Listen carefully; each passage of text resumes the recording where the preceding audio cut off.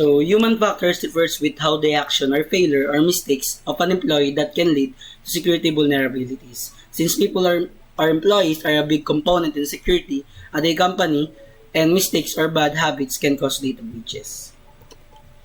So, the top 3 contributors to human errors. So, number 1 is the stressful environment. So, the more stressful the work is, the employees are more likely to make security mistakes. Number 2 is the too much data or not enough training. So, the more data or handling lots of data without enough training can lead to mistakes. So, the last one or number 3 is the old or unauthorized software. So, using outdated or unauthorized software increases or results in many kinds of security risk.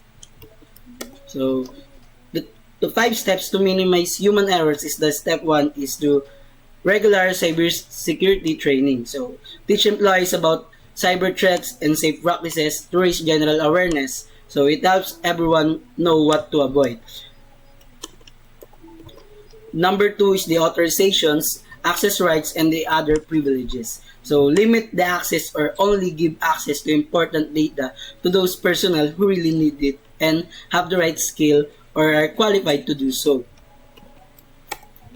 Step 3 is thorough cyber hygiene. So, inform them about regular software updates and remind the staff to avoid very old or suspiciously obtained software.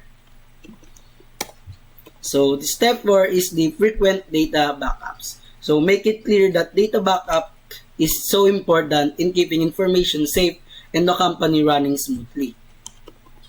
So, the last step is this step 5, monitor your employees' activity. So, monitor activities around the organization to quickly detect and correct the risky behaviors in good time.